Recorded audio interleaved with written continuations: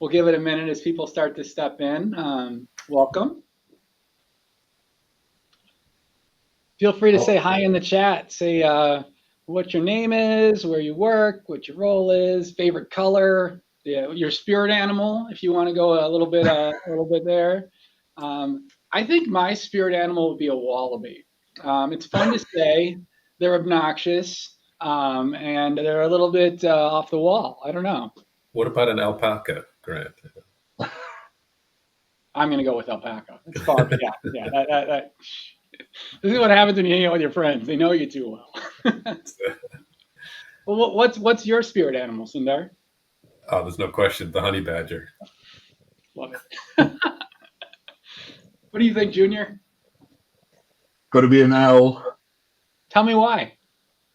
There's a big long story behind that, but as a young boy, I reared an owl that got hit by a truck, and yeah, that's where I developed a love for birds of prey, and yeah, that's where the story started. You know about the stuff that I do with vulture conservation and all kinds of weird, wonderful things.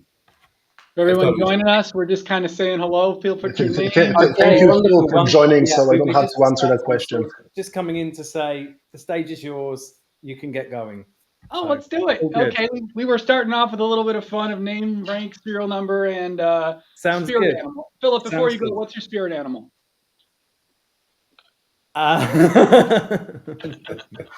At this point in the day, my brain's not working, so I'm going to take a pass on that. I'll come back to you by the end of the day. Okay, we're going to find that out. Stick around. Find out Philip's spirit animal before the end of the session. Okay, I've got plenty of time to think about it then. I'm going to go dolphin. Okay. Dolphin. Done. Yeah. Love it. There we go. Very cool. Cool. Good stuff. Well, welcome everybody. We're thrilled to have you with us in this session. My name is Brandt Ecker.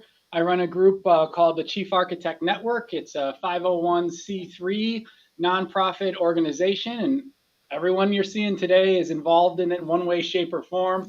Luca's helped to be a sponsor and a supporter, and brought a lot of knowledge to meet with us when we were in Chicago. We're going to be coming across the pond to London in April to do it again. So if you are a chief architect managing 10 or more architects, or a Fortune 500, like 1 billion scale revenue business from the architecture standpoint at any point in your career, go to chiefarchitectnetwork.com, apply to join us. No cost for any of our events or to join. And it's just a place for us to collaborate with several hundred of our best friends. So our purpose is to widen perspectives, share best practices, grow as leaders, develop talent, and drive outcomes. Our partnership with Switch On is so perfect because it achieves just about everything we want to do on that list among a community we care deeply about, the architecture community. So really a pleasure to be here with you guys today. I'm going to take down the screen so we can all see each other. And I would love to kind of take you into our conversation today. So we are here to talk about the topic of evolving the role of EA, shaping resilient and adaptable organizations. So as a way to kind of step into the topic, what we're going to do is we're going to each talk a little bit about our background and our roles, and then we're going to talk about a couple things about this topic that are pertinent to us, okay? So we'll go through that. Now, the reason I'm bringing this up is your questions are actually going to be our priority. We have a couple, we all know each other, we can easily have a conversation, but you're here, you're the point. So if you have a question, your questions in the chat are going to be our priority. We'll pivot to those first, and we've got a pretty good conversation baked in case we need to go to kind of what we had prepared. So maybe I'll start. Brandt Ecker, I talked about the network today. I am pleased to be in a new role as the Chief Architect of Ecolab, being a graduate as the Chief Architect of Danaher, Walgreens Boots Alliance, Medtronic, and I helped to build the architecture practice at Lowe's. This topic to me is incredibly important because there's always a balance we walk in architecture around kind of risk mitigation and resilience and innovation and driving that curve, the innovation curve forward. So what I think is important is really making the right business impact risk trade-offs. And I find that to be a big focus of what we do in architecture. Sundar, can I pass to you to introduce yourself next? Thank you, Grant. So my name is Sundar. I'm the Chief Architect at Corning. And I've held that role at other large companies, McKesson and Walgreens, and also led consulting practices in architecture at Accenture. So when I think about resiliency and adaptability, it strikes me they're just on different ends of the spectrum. So it's like trying to buy a car. You want great mileage, but you also want acceleration and horsepower. So it's a learned art to balance those. And I think it's a thing that we have to do continuously. So I look forward to the conversation. Fantastic. Mr. Junior Brandt. Hi guys, Junior Brandt here. I'm the Chief Architect and CEO of Covalier Consulting. I've had the pleasure of working with both Sundar and Grant on a couple of occasions now. We're a enterprise architecture consultancy business that has also components around business automation and orchestration work that we do. And I'm very proud to also lead the EMEA Chief Architect Network, which is obviously as Grant has introduced. One major thing that I think that's pertaining to this topic that's relevant for us now is just the sheer rate at which the business environment, the business landscape is changing, and finding that balance. And we'll talk more about this, I'm sure, but only yesterday, one of our clients described the landscape as COVID-25. I said, COVID-25? What do you mean? I said, well, in the same way that the world changed a number of years ago when we had the pandemic, the rapid change of the business landscape with AI and all the good things that's being introduced, it feels the same, and the way in which EAs are having to respond to these things are in very much the same way as having to respond to the pandemic. It's forced. It's going to happen whether you like it or not. And our role as consultants, as enterprise architects, to help businesses navigate that landscape, that's a really key part for our profession per se. Love that. Luca. Last and certainly not least, Luca, would you say hello? Hey guys, thanks Grant. I've been attending this panel discussion for 3 or 4 years already for Switch On.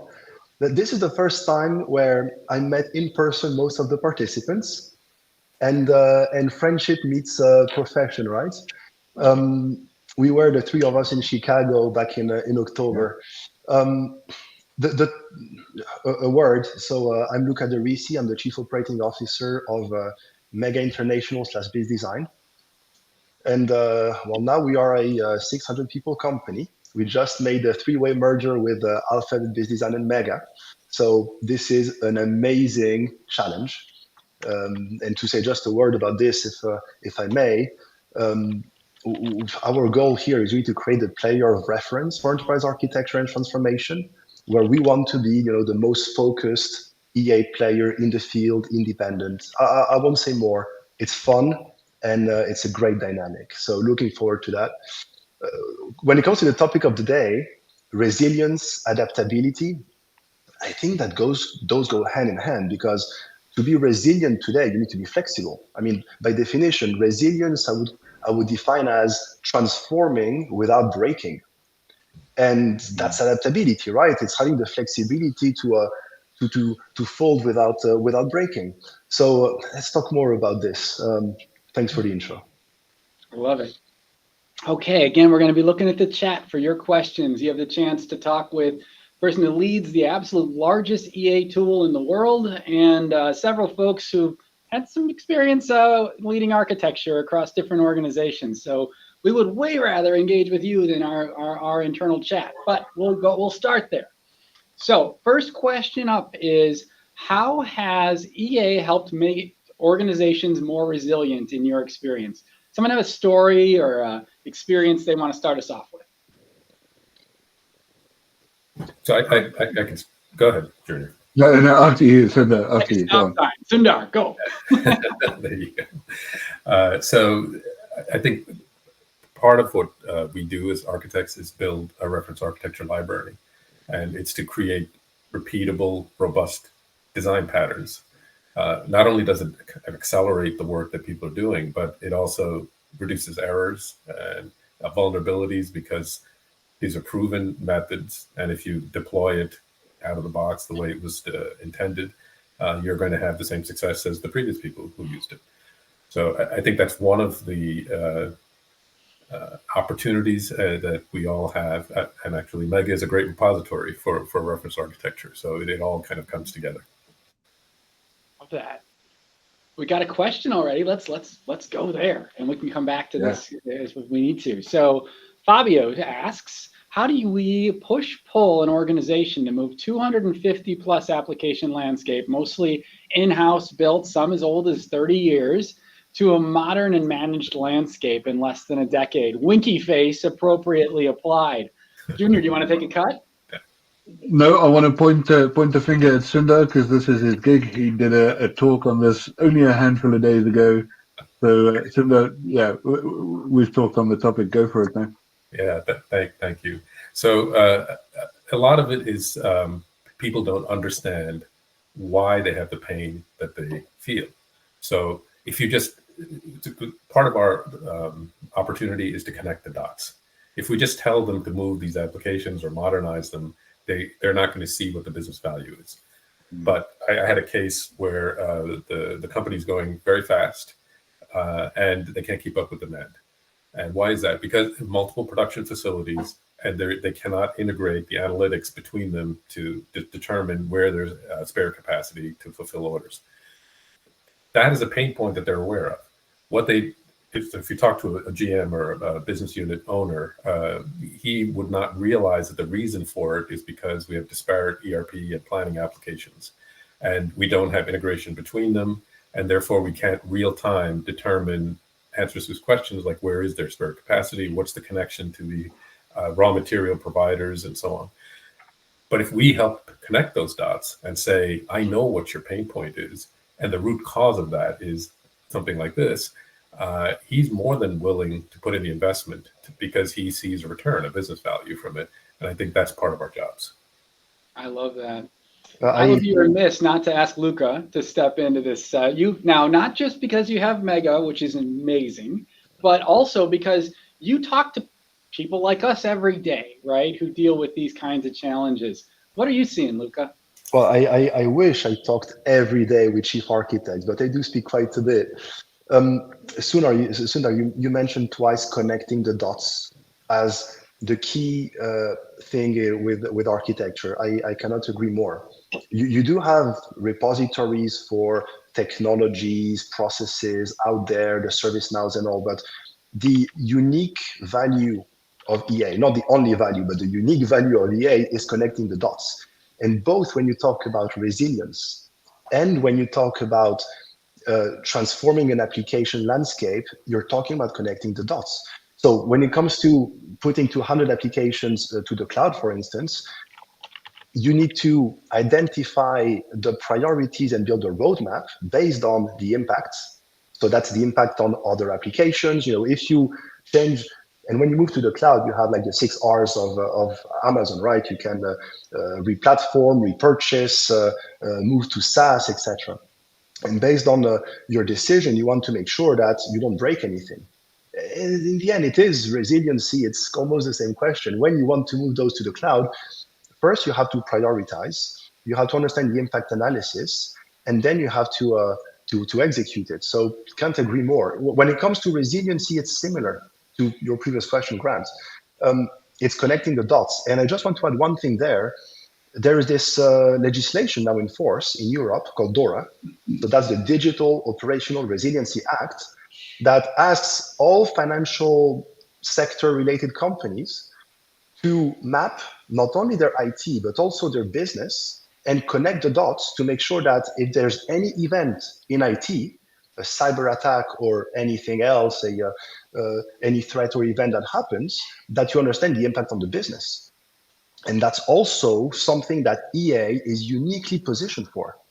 That's a big, actually, I don't think that resiliency as such, or DORA, was in the spectrum of EA in the past. We talked about transformation, we talked about cost saving, we talked about artificial intelligence governance.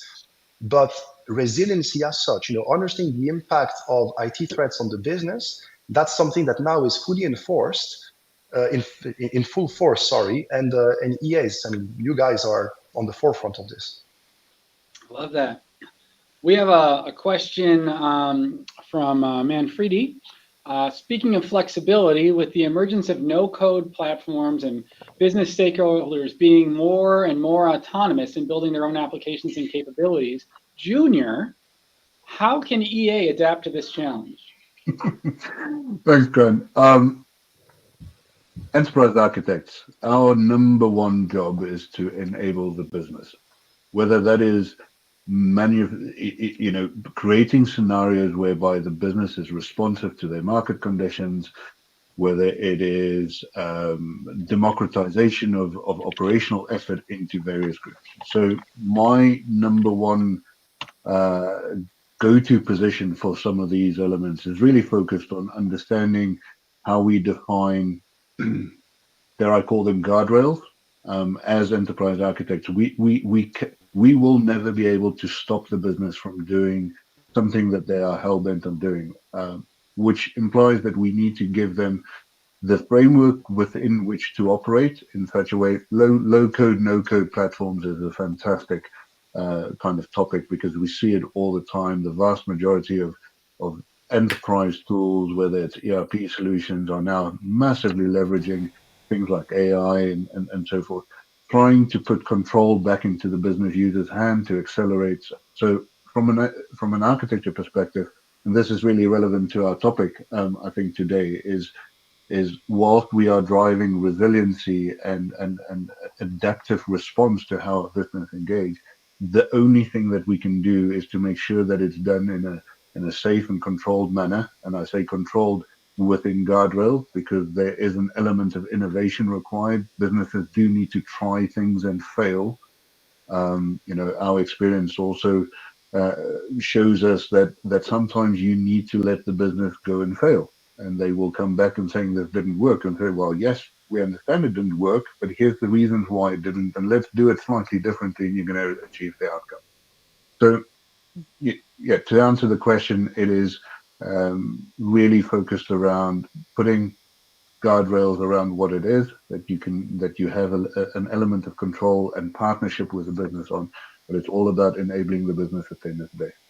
Boy, was that an interesting thing you just said. Let's jump to you in a second. I love, Sundar, that you brought up the let the business fail. Oh my goodness, right? But the fact is, there's got to be some tension that pulls us in, right? There's got to be that kind of compelling reason of, hey, look, there is a bigger outcome possible, and sometimes that can be a little bit of distance can help the heart go fonder, so to speak. Sundar, jump in. Sorry, my friend.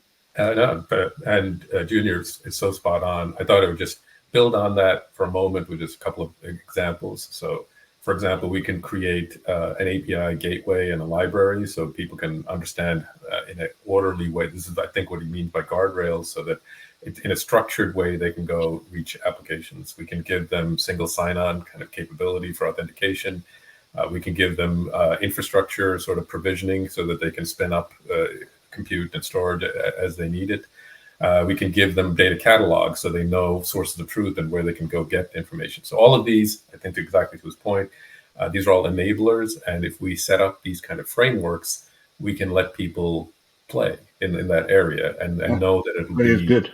Yeah, exactly. And then because you never know what they can come up with. All right, Luca, hold on to a desk. You're next, okay? So question for you.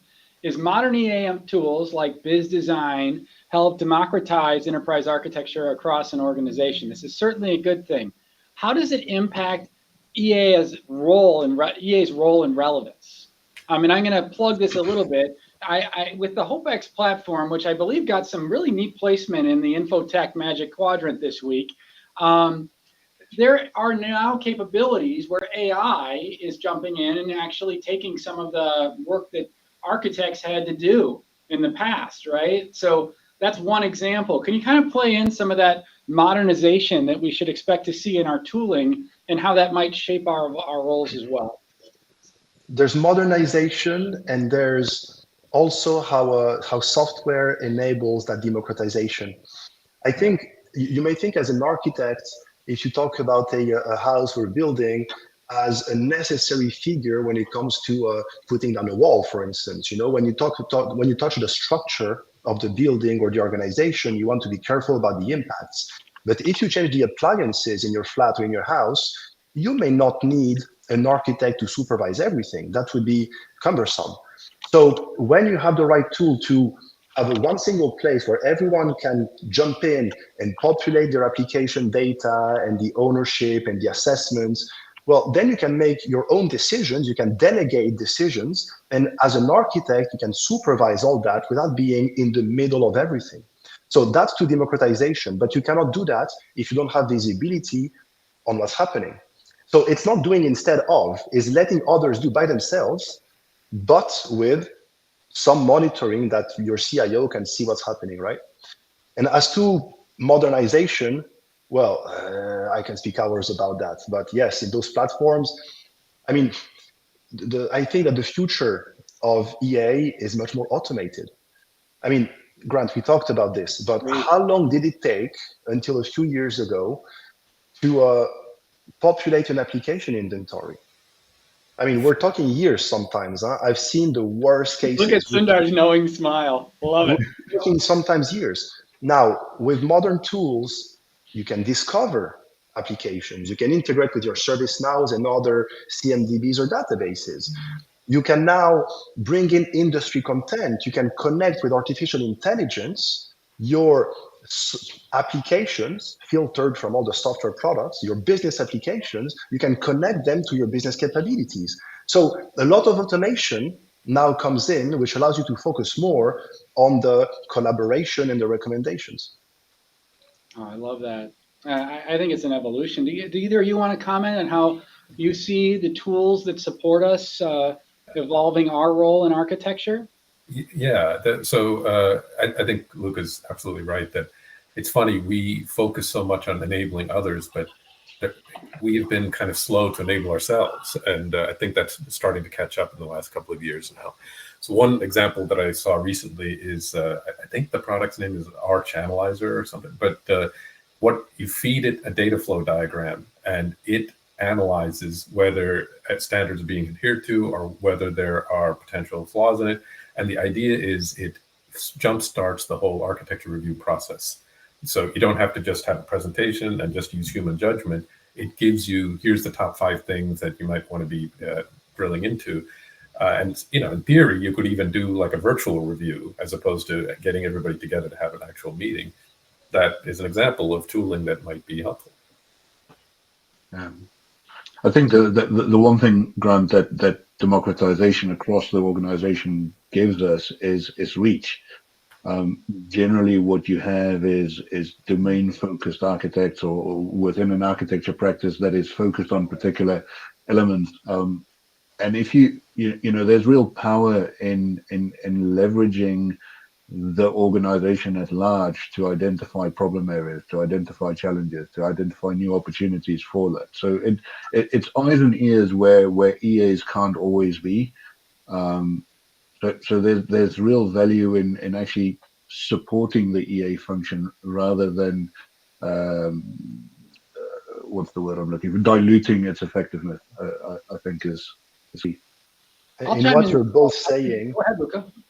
In what you're both saying, there's a big difference, a big shift that is happening between enabling and policing.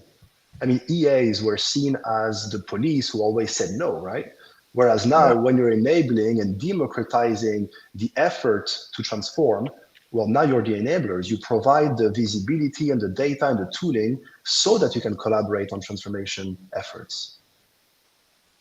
I believe, and this is I believe that architects are going to get more and more time with the business stakeholders in the problem solving, in the collaboration, and we're going to be able to spend more and more of our focus engaging the organization.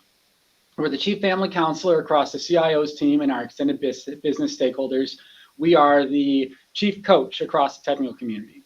And I believe that the evolution of tools will start to connect dots for us behind the scenes, and we can focus on curating the outcomes of our platforms to drive business value. And I see that happening as we create the heat maps of business strategy into the capabilities that we need to light up. Where are the key capabilities to enable that business strategy?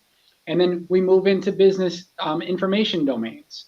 What are the key information assets we need to drive those business outcomes? And how do we curate assets there and drive that forward? And into the technology domains in the same way.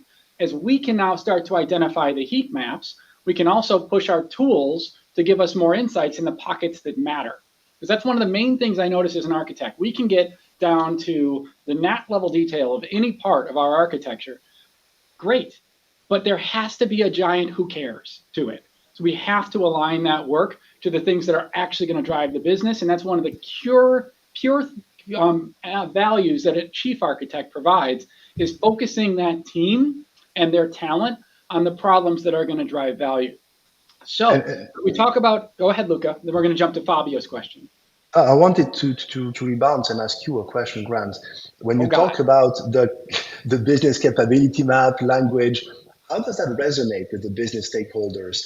Because business capability maps have been promoted for a long time by software providers, but have been adopted more recently, I would say, matter of years, by the wider EA community, right? So how does it resonate now in your experience with a CIO and with business stakeholders? Well, I find that nothing resonates more for my business stakeholders than a very large piece of plotter paper with a bunch of words on it. I find that they just can't wait. They're tell me more. No, like this is the problem. We actually use the capability map as the core to understand how to enable our business. However, we have to separate doing our job and the things that are necessary to do that from what others are going to care about.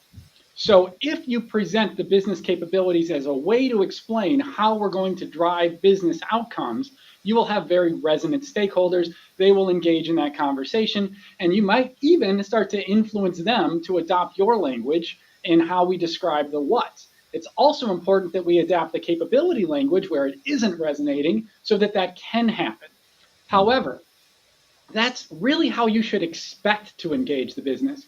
Now, there is a shining example of tremendous success in this space. When I was lucky enough to be in the Medtronic organization years back and learning my first chief architect role, we actually had our business relationship manager and IT leaders with large pieces of plotter paper with their capabilities on their walls. And they would talk about how they were going to drive their plan with those capabilities.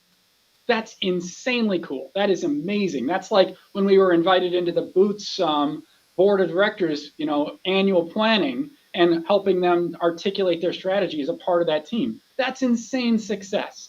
But don't target that.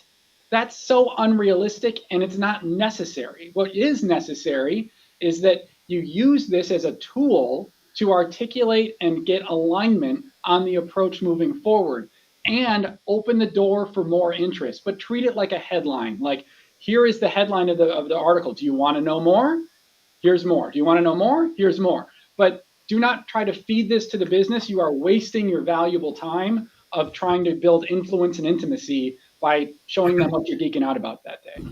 So if I can build on this, when Grant and Junior and I worked together, the business was going through their annual budget planning cycles, and we were just talking to them, and we were seeking out their pain points, and they're saying, the same thing happens every year. We have like 30 flagship projects, and then they launch them, and then 3 months in, we realize 2 of them have to work on the same application, and then one of them has to just sit and wait while the other one finishes, and then that causes cost overruns and burn rates on consultants and so on.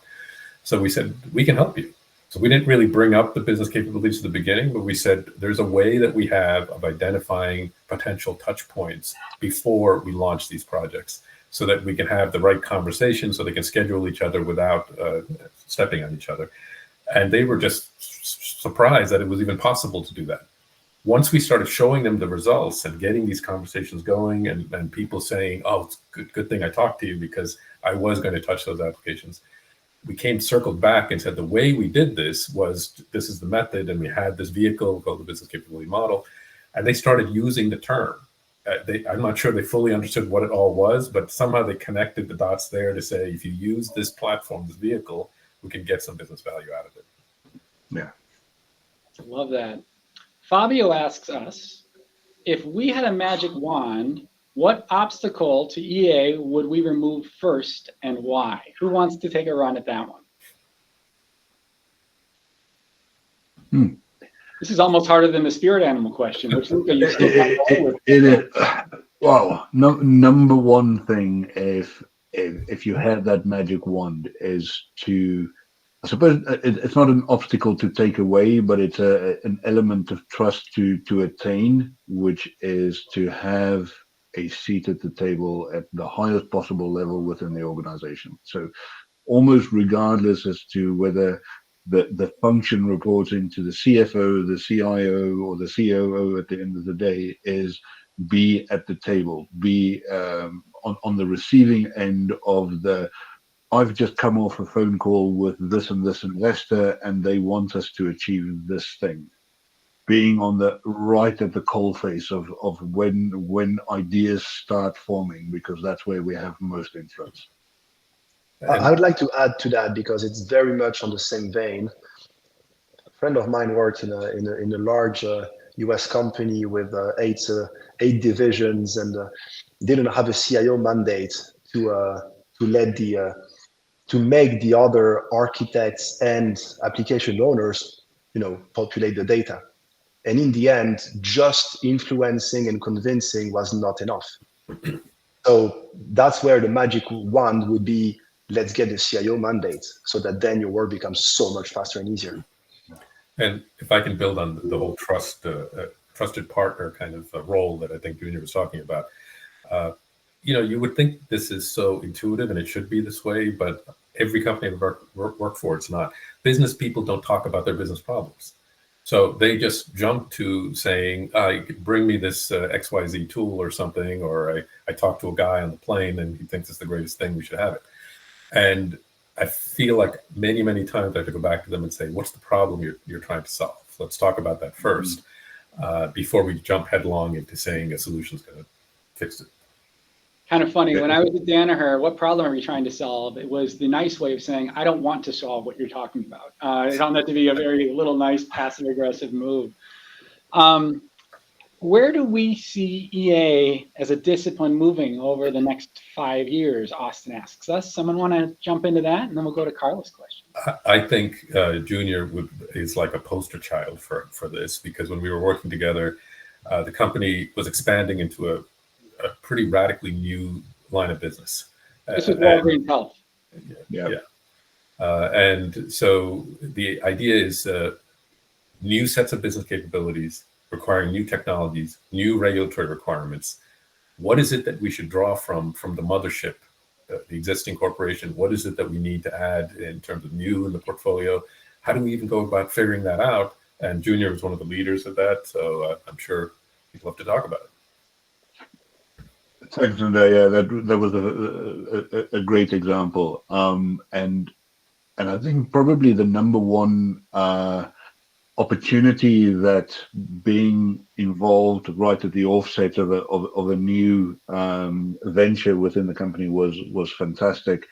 But what it allowed us to do was to rethink a number of items, kind of status quo decisions around, as you described it, the mothership might be hosting in a particular hosting environment. It might be leveraging a particular large-scale ERP solution because it was fit for purpose for the mothership. It doesn't necessarily imply that it's fit for purpose. And it kind of gives you the opportunity to, with I suppose, with relevant remit given to you to say, reimagine what we were. So if I knew, if we have to re-engineer and re-architect for this new thing, how would we do it from scratch? And then rather looking at, what does that landscape look like, and then compare about what is reusable out of your existing architecture and incorporating that into the new offering. I said right at top of the conversation, one of our clients only yesterday brought up the concept of COVID 25, and I kind of double took as to hang on, what were they describing, and basically what they boil down to is saying the way in which the business landscape changes today, and why EA needs to be really adaptable, is because the business landscape today is changing at the same rate and with the same amount of impact as what we experienced during the pandemic. The problem is this one isn't going to stop. This one isn't going to go away. This isn't going to change. It will only get worse. So, yeah, so Sundar, coming back to the point you made is I think real opportunity to reassess decisions that's been kind of ingrained in the organization. Said many times, decisions form part of the DNA of the organization and are almost accepted as pre-decided. Unless there's a commercial reason to change, we won't change it. Well, sometimes we need to challenge the status quo a little bit and saying why, because in many cases, a lot of that is kind of predetermined on a perception that commercial agreements, for instance, cannot be modified or cannot be cancelled. Well, have we checked? Have we challenged our procurement department and say, can you make this vendor go away? The odds are that the answer is 9 out of 10 times is yes. So we just need to use different tools in our toolbox, re-look at what we actually have in the cupboard before we start cooking. I agree, and I'll just say a word to add to that. Enterprise architecture has become mission critical. So what is the role of EA? Honestly, it's the same as it was 10 years ago. It's transformation, digital transformation, business transformation. The difference is that transformation is much faster today. So you mentioned COVID, but take AI, take how it changed in a year, how everyone is using it for innovation, business model transformation, but even for efficiency, that's operating model transformation. So your companies, from the 500 people company like ours, or the big multinational, they're changing so fast, changing business models, operating models, efficiency. It's the same role. It's just 1,000 times faster and super visible. And just to take the number of chief architects in the US, it's grown up by 20% a year in the last few years. It's crazy. I mean, I've been in the field for a long time, and the company for even longer. We're talking almost 40 years, guys, pioneers in the field. At the time, I still hear tales about how they had to convince CIOs to start looking into architecture. I mean, guys, now it's the opposite. Now the chief architect, I mean, I would say, is the right arm of the CIO. Should be. And actually, that kind of brings me back to Fabio's question around the magic wand. I would use that magic wand to give me one thing: trust. If I have trust, I'm so close to being able to make an impact. That's the hardest thing to earn, and once I have it, I can drive a lot more value. I'm going to go to Clara's question, and she and I work together at Medtronic, so it's kind of fun to see her here. The first one we answered, but the second one is, if you were to start a new gig as a chief architect, which Sundar and I just did, so we can relate to this.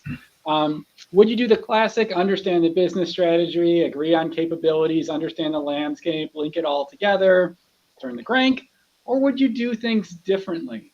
Sundar, you just navigated this at Corning. Do you want to give your thoughts?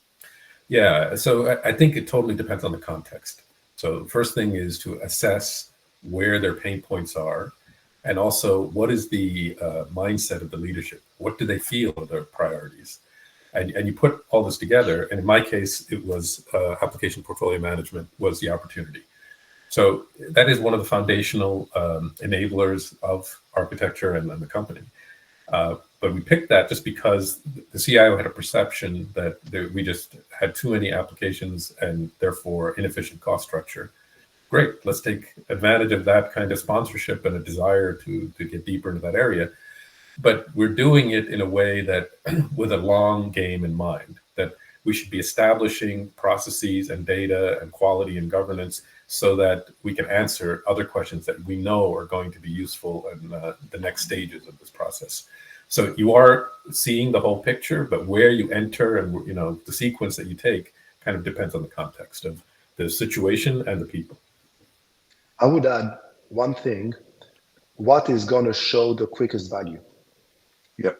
Because even though it is mission critical today, there's still that value demonstration step that makes you stay in the job, keep your tool, etc.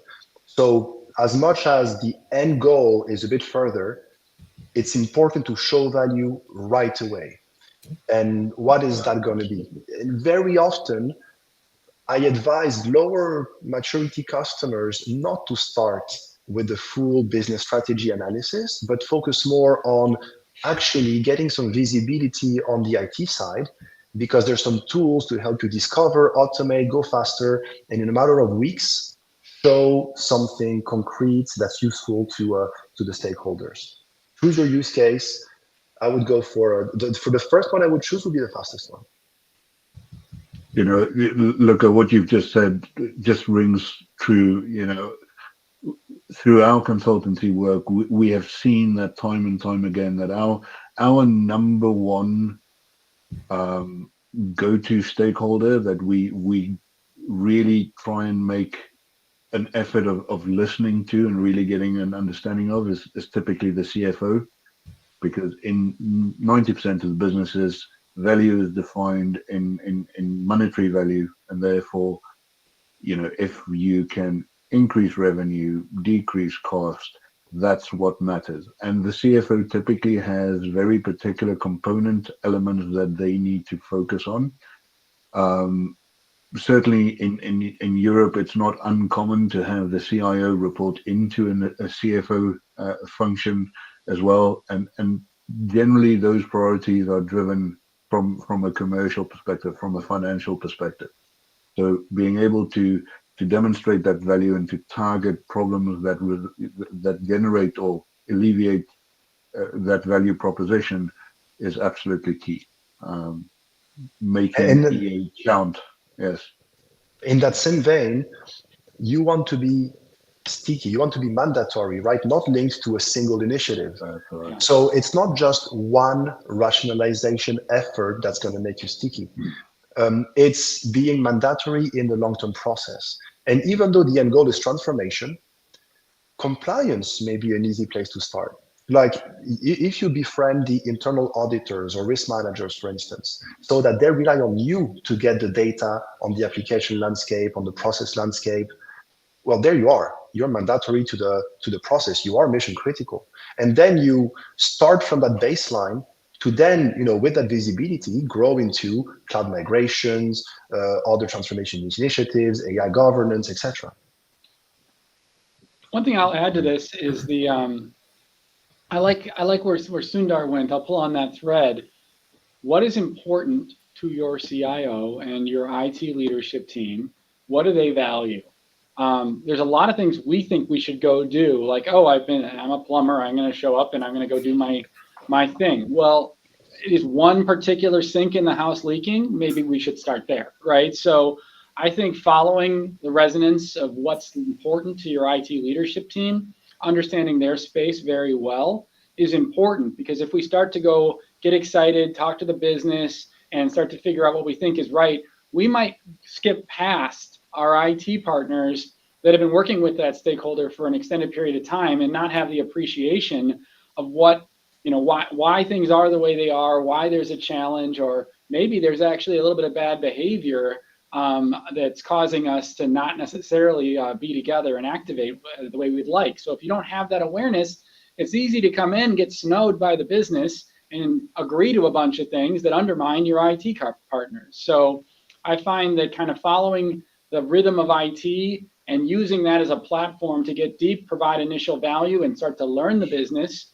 is a more harmonious way to step in from a perspective that provides value and builds trust along the way in the right order. We're right at 5 minutes left, actually 3, so we each get about a minute. Let's close with some advice each of you might share with the audience, particularly back to our topic of balancing resilience and that innovation and adaptability. Junior, would you start us off in our closing comments? Grant, I would go back to one of the earlier tenets of the conversation around being enablers, right? The businesses are going to change. We cannot control the rate at which that happens because technology and everything else around us is changing at such a rate. So being able to define value whilst enabling the business, but maintaining a level of architectural visibility and control is where we add most value. Is allowing the business to do what they need to do to support that and to enable that. All right, everyone's getting an emoticon after they speak. Sundar, go ahead. I'm going to pick the emoticon. Let's go. So I think curiosity is the thing I would recommend for any architect, both about the technology, because as Junior's saying, things are evolving so fast, and we have to keep being interested, wanting to learn what its capabilities are, but also being curious about the business and what their problems, statements, what their situation pain points are, so that we can connect the dots and say, this technology can be applied for this purpose. And just 10 seconds, I'll tell you, like one of the things we're talking about here in terms of advanced planning is realizing that AI has a role in demand forecasting, which it didn't a couple of years ago. So now that is a new form of sub-capability that we have to be aware of and where we can use technology to accelerate the business value. Awesome. We couldn't decide between Curious George or not. Luca, close us out, my friend. What's your parting advice? If we talk about resiliency, adaptability, I think the core concept is connecting the dots. If you want to be resilient, it's about understanding the impact of a potential issue on the rest of the organization. If you talk about adaptability, it's also about understanding the impact of, when you change something quickly in a very fast-paced environment, how it impacts the rest of the organization. Be careful not to boil the ocean. If you start trying to document, especially if you want to do it manually through diagrams, the whole organization, you're going to fail. It never works because it changes too fast. So how can you automate, and that's where we come in play with the right tooling, how can you automate that visibility to connect the dots and then be enablers for change? Amazing. Well, I want to thank you all for a really engaged conversation, way more fun with your questions and comments than if we just did this on our own. If you are a chief architect, apply to join us at no cost, chiefarchitectnetwork.com, and follow us. We have YouTube shows. Sundar just crushed it on EPM a few weeks ago, and a lot of external events like this one. So thank you so much. We love this community and appreciate the opportunity to be with you today.